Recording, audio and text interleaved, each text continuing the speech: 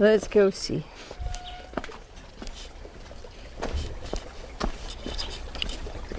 So if you go up there, you see it cresting sooner. So then if you missed it, you could come back down here and then it looks lower again. So you could get 2 moonrises. I learned that one too. It's kind of fun. All right.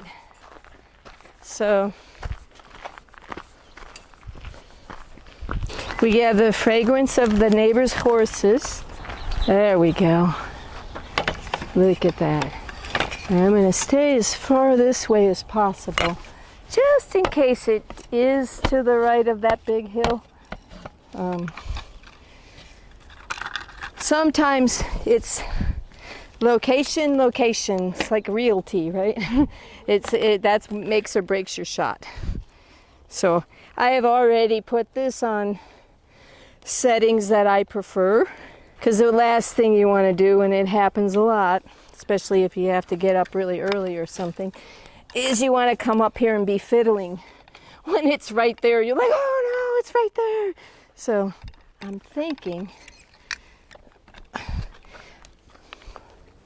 just gonna put it out in the gen, and I'm gonna get my iPhone out and I'm gonna check to see what it says, where it is. This year, this is the second one, and they say it's the brightest one, and it's called the Beaver Moon. So it's the biggest, brightest moon of 2025. And then there was one last month. So I don't think it was supposed to be look as large as this one or be as illuminated. So that's why this one is important. Well, I think they're telling us that everything's connected, right? Because the same moon we're all looking at on the other side of the world, people are looking at it as well. So that's one thing that I find very beautiful about the moon, is to know other people are looking at the same disk in the sky, right? I don't know. I just love it. We're made up of what? I think they say what is it? 99% water, 98% water, and so the moon, the moon controls the tides, controls the water. So if our bodies are made up of all that water, anytime there's a full moon, inside we're just like feeling it, right? You can feel the energy of it. It's for like 3 days before and 3 days after, everything is altered with the moon. Moves across this horizon. In the summertime, it comes up over there, all the way south. And now that it's winter, oh, there it is, you guys. There it is. Look. Oh my gosh. Gotta get it. It's gorgeous. See the little sliver? Right in front of us. It's not behind the mountain.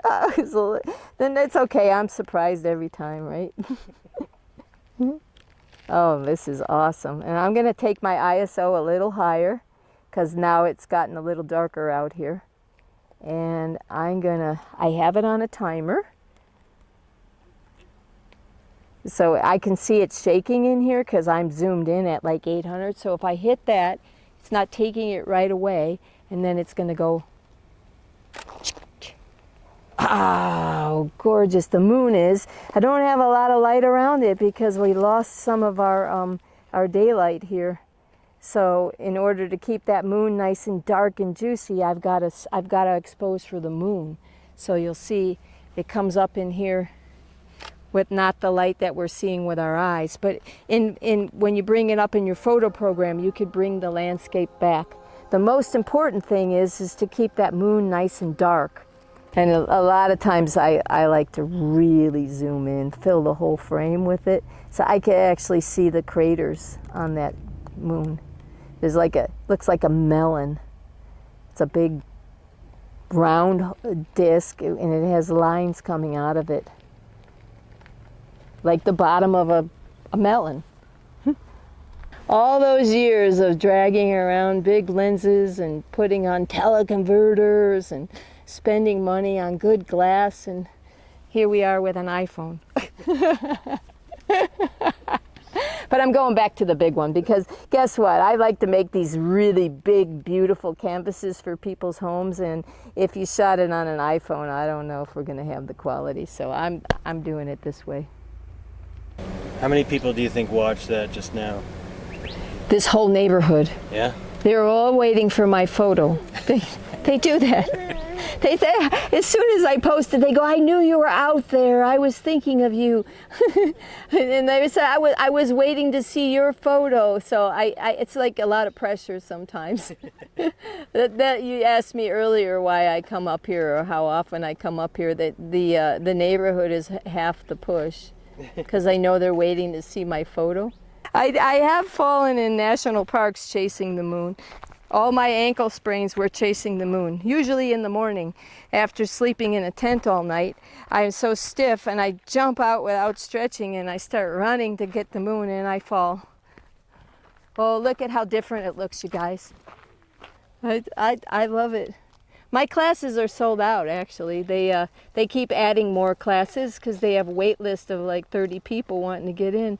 And they see my art, like some of those pictures in the gallery are shot on an iPhone and they're blown up on metal to 20 by 30. On metal. Usually metal is going to like really show every single detail.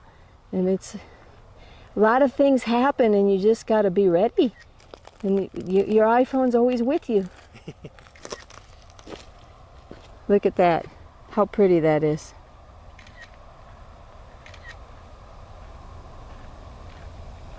And we go into night mode right here. Night mode max. We'll take it.